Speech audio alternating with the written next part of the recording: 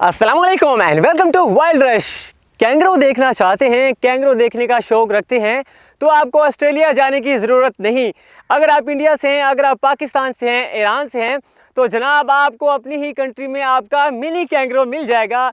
तो आज हम आपको मिलवाने वाले हैं एक मिनी रोडेंट से, मिनी कैंगरू से, जो कि इस तरह के डेजर्ट सेमी डेजर्ट एरिया में पाया जाता है। हमारा मिनी कैंगरू इतना नाजुक है, इतने नाजुक मिजाज का है कि अगर आपने इसको ज़रा सा कस के पकड़ा तो वो मर जाएगा, उसका दिल फट जाएगा। तो वीडियो बहुत ही इंटरेस्टिंग और मालूमात से, इंफॉर्मेशन से भरपूर होने वाली है।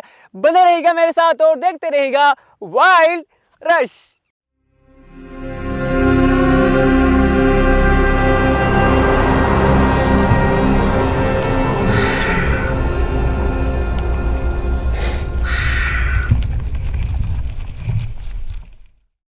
तो जैसा कि मैंने आपको पहले बताया कि वो इस तरह के डेजर्ट एरिया में, सेमी डेजर्ट एरिया में रहना पसंद करता है। एक तो वो नॉकटर्नल रोडेंट है, नॉकटर्नल एनिमल है, मतलब कि रात के वक्त एक्टिव होता है।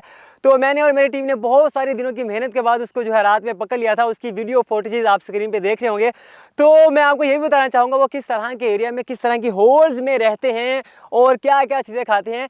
उस कंटेंट को सब्जेक्ट को मैंने इस बॉक्स के अंदर बंद करके रखा हुआ है, इसको रिलीज़ करेंगे। लेकिन वीडियो के एंड में सबसे पहले आप ये देखें कि ये किस तरह की होल्स में रहना पसंद करते हैं। ये देखें, ये इनकी होल्स हैं। रात के वक्त ये निकलते हैं और इस तरह की जड़ी बूटियों के बीज जो हैं उनकी टहनियों को खाते हैं। साथ ही आप जो है सांपों की जो है पैटर्न, सांपों की लकीरें भी जो है आपको नज़र आ रही होंगी। तो ये रहा हमारा आज का सब्जेक्ट, हमारा आज का कंटेंट, हमारा मिनी कैंगरू, जिसको जर्बिल रेड कहते हैं, जिसको जर्बिल माइस कहते हैं, इसको डेजर्ट रेड भी कहते हैं। इसका ताल्लुक जो है रोडियंट की मिरिडाई फैमिली से है और दुनिया में इनकी 100 से ज़्यादा स्पीशीज जो है एकसाम पाई जाती हैं। आपने बहुत सारे जो है इस तरह के माइस, जर्बिल रैट्स को जो है एज अ पेट देखा होगा। मैं आपको बताऊं कि वो मंगोलिया जर्बिल माइस जो है वो कहलाती हैं। आप सबसे पहले इसका जो है कलर देखें। इन डेजर्ट जर्बिल माइस की पहचान ये होती है कि ऊपर से चॉकलेटी जो है बिस्किटी कलर के ब्राउन टाइप होते हैं और नीचे से वाइट होते हैं। और आप इनके कान देखें, इनकी सुनने की ताकत जो है बहुत कमाल की होती है।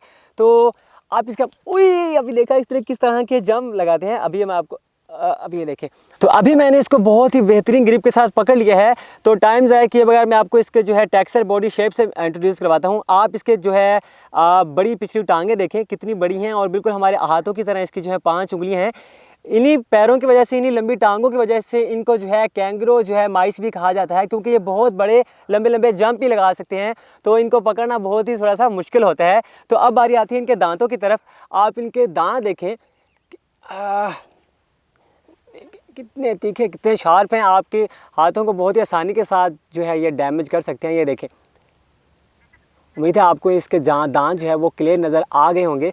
इसकी यहाँ से लेके यहाँ तक जो है लंबाई होती है वो 4 इंच के करीब होती है और इसकी यहाँ से लेके इसकी टेल तक जो इसकी लंबाई होती है 4 से 5 इंच के करीब होती है। और इसकी पहचान की बड़ी वजह यह है कि इसकी टेल के पीछे बिल्कुल एंड नोट पे आपको जो है बाल नज़र आएंगे, थोड़ी सी फर नज़र आएगी। तो ये हमारे जर्बिल रैट्स की थोड़ी सी पहचान होती है।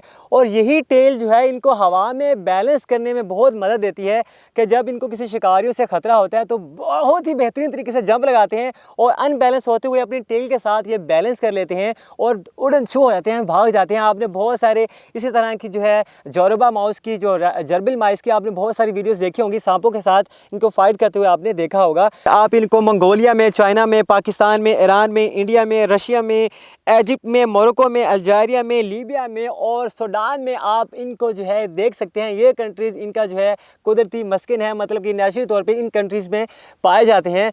तो अब बारी आती है इनकी खुराक के, ये खाते क्या हैं। सबसे पहले तो आपको मेन चीज़ बताऊं कि आप इन माइस को बहुत कम पानी पीता हुए देखेंगे, क्योंकि ये पानी बहुत कम पीते हैं। वजह यह है कि इनकी बॉडी में ऑलरेडी जो है 30 से 40% पानी होता है। वो पानी किस वजह से होता है? क्योंकि ये आपको जब भी नज़र आएंगे इस तरह की जंगली जड़ी बूटियों को खाते हुए नज़र आएंगे, इनके बीजों को खाते हुए जो है आप इनको देखेंगे, क्योंकि इनके दांत जो हमेशा बढ़ते रहते हैं। तो इस वजह से अपने दांतों को मेंटेन रखने के लिए, उनकी ज़्यादा ग्रोथ ना हो, वो ओवर शेप ना हो, इस वजह से ये इस तरह की सख्त टहनियों को खाते रहते हैं, चबाते रहते हैं।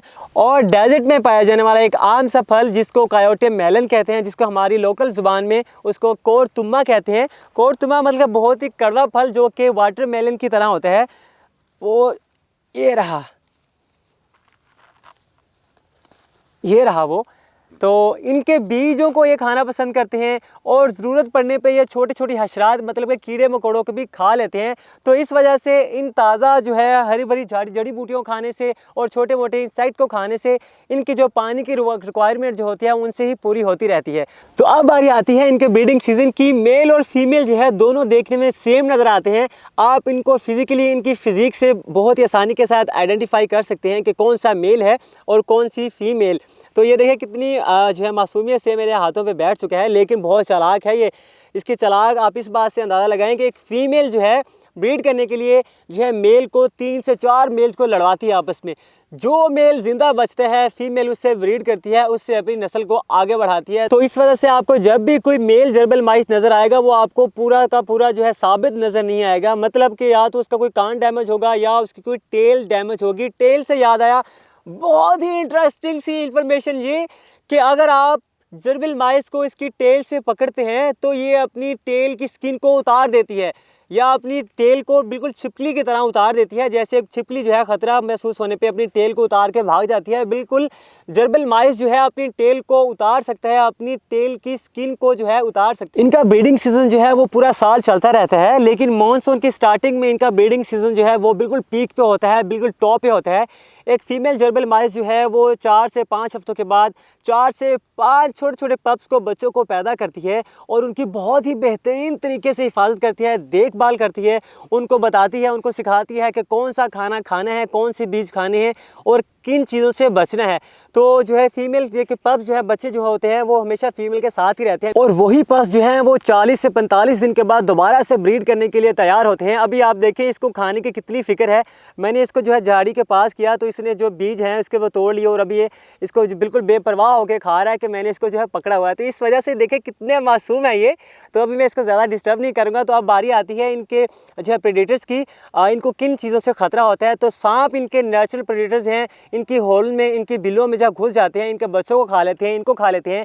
और अगर ये दिन के वक्त निकलते हैं बाहर तो चीलें जो है इनको उठा के ले जाती हैं, फैल्कन जो हो गए इनको उठा के ले जाते हैं।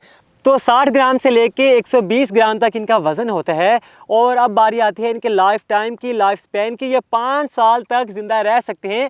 आखिर में मैं आपको प्रिकॉशन बताऊं इनके बारे में। अगर आप इनको पकड़ना चाहते हैं, आप इनको देखना चाहते हैं तो आपको इस तरह के डेजर्ट में, इस तरह के सेमी डेजर्ट एरिया में आना पड़ेगा। अभी मैं चोलिस्तान डेजर्ट में बैठ के इनकी वीडियो बना रहा हूँ, इधर से मैंने इनको पकड़ा था। तो अगर आप इनको पकड़ना चाहते हैं तो आपको रात को आना पड़ेगा, तेज़ बीम लाइट लेके आनी पड़ेगी, क्योंकि जैसे ही आपको नज़र आएगा आपने वो तेज़ बीम लाइट जो है इनकी आंखों में मारनी है। जैसे ही वो लाइट इनकी आंखों में पड़ेगी तो बिल्कुल जंगली खरगोश की तरह ये वहाँ पे रुक जाएंगे, वहाँ पे स्टिल खड़े हो जाएंगे। तब आप इनको जो है किसी कपड़े के साथ, किसी जाली के साथ जो है आप इनको पकड़ सकते हैं। और अब आखिर में मेन बात ये कि अगर आपने 4 से 5 जर्बिल माइस को जो है पकड़ा है तो आपने इस बात का ख्याल रखना है कि आपको उनकी जो जेंडर का पता होना लाजमी है कि मेल कौन से हैं, फीमेल कौन से हैं। अगर आपने एक फीमेल के साथ 4 से 5 जो है मेल को रख दिया है तो वो मेल आपस में लड़ के खुद को मार देंगे या बहुत ज़्यादा आपस में जख्मी हो जाएंगे। तो ये थी हमारे डेजर्ट रैट के बारे में, जर्बिल माइस के बारे में, मिनी कैंगरो के बारे में शॉर्ट सी ऑथेंटिक इन्फॉर्मेशन।